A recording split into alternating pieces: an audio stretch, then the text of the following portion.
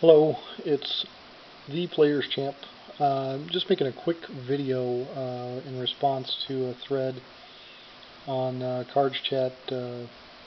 Mild7 was the original poster, and in Lecture 9 they were talking about his stats in Hold'em Manager. Wasn't sure what was meant by that. If you read above where this video is going to be posted, there's kind of a breakdown of what VPIP, pre-flop raise, 3-bet, went to showdown percentage, won money at showdown, and aggression factor, what those stats mean. But what do they mean in relation to what the hands are? You see 26 VPIP. Well, what does that really mean? Well, 26 means they're pretty loose, and then you want to look at, are they like a 26-3, which is horrible stats. You typically want to have your VPIP and your pre-flop raise percentage be pretty close. On the low end, you want it about 4 or 5 percentage points away, but it should really be closer to 2 or 3 percentage points away. So if you're running at like a 14, you typically want if your VPIP is a 14, you want your pre-flop raise to be, around 12 or 11, somewhere in there. So you don't want to be calling too much, which the OP's stats, he's a 26 VPIP and he's an 8.5% PFR. So you're calling way too many raises rather than raising, and that's also evident because your 3-bet percentage is 0. So, and what's a 3-bet? Basically, if somebody opens raises, let's see here, we've got someone posted a random 10 cents. This guy posted, so this hand hasn't played yet. This guy posted. So you have the small blind here, you have the big blind here, and let's say that this Alexo guy opened for $1. He bets 4x. And let's say it folds around. Now let's say here with Queen 8, I went ahead and raised to $3. So I re-raised his opening raise. That's a 3-bet, and that comes from basically limit hold'em. It's kind of slang that came from limit hold'em and transferred over to no limit hold'em. A 3-bet, typically a proper 3-bet is usually around 3 times what the initial raiser was, but that doesn't have anything to do with why it's called a 3-bet. You basically have the bet, and then you'd have the raise, which was a second bet in limit hold'em, and then the 3-bet would be the raise of the initial raise, which is where the term actually comes from. But anyway, on YouTube I only have 10 minutes, so what does this mean in relation? The reason I picked this is because I noticed I had 1,100 hands on this guy. Your stats become more reliable when you have the more hands you have. So his VPIP is 11%, which means he's pretty tight. So what kind of range does he have? Well, if you get a program called PokerStove, and let me pull up PokerStove here. This is a free program you can get. It's pretty useful. Jilly, a CC member, did a video on how to use PokerStove. There's a lot of different things we can use here, but just for this video, I'm basically going to show what the ranges are. So basically, we pull up our hands chart here, and we just plug in 11% right from his stats.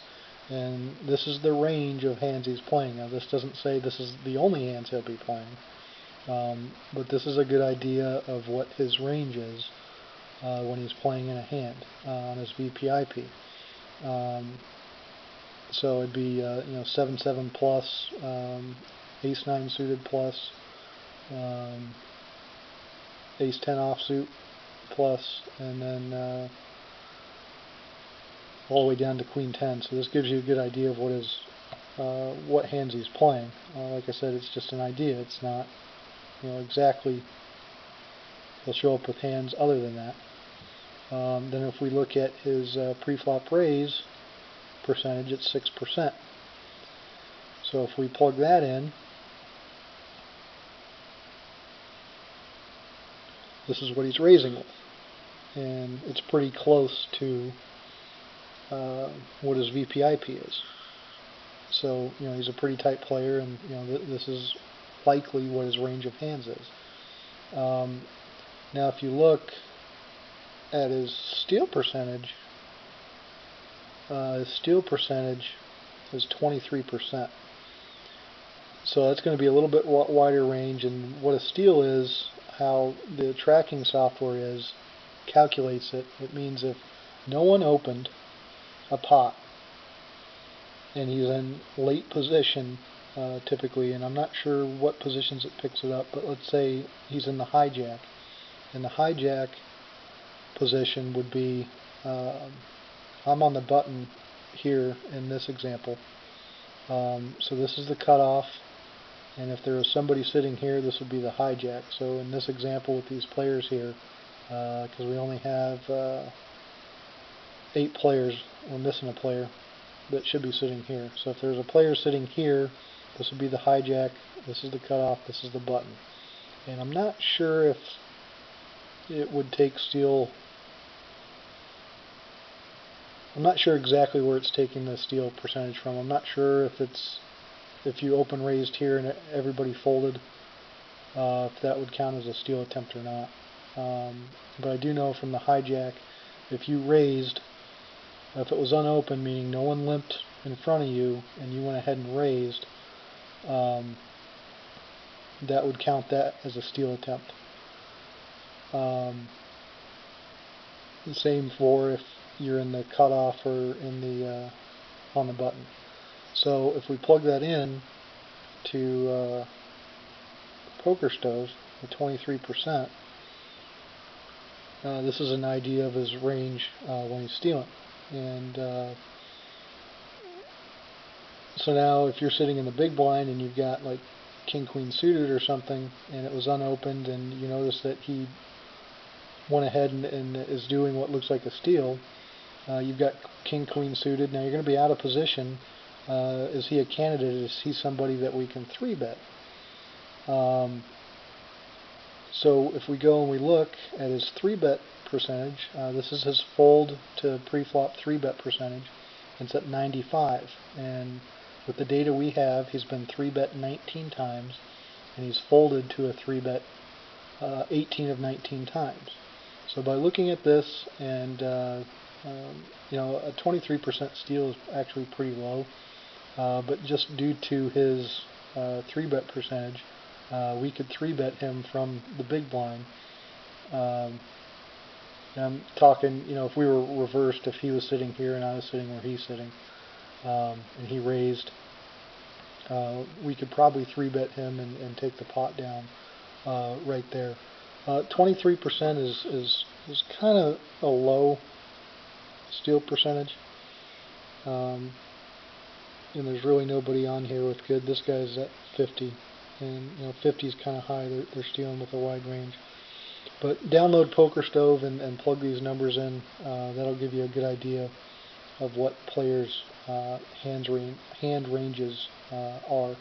And if we look at his 3-bet percentage, it's 4%. So when he 3-bets someone, we can plug that in here, 4%, and we typically see it's 9-9 plus, and then also ace-queen suited, ace-king suited, and ace-king offsuit. So that's basically what the percentages, VPIP, pre-flop raise, 3-bet percentages, that's kind of how those numbers relate into what the hands they are playing. So I hope that helps. If you have any more questions, just post them in the thread. This has been The Player's Champ, and I'm out.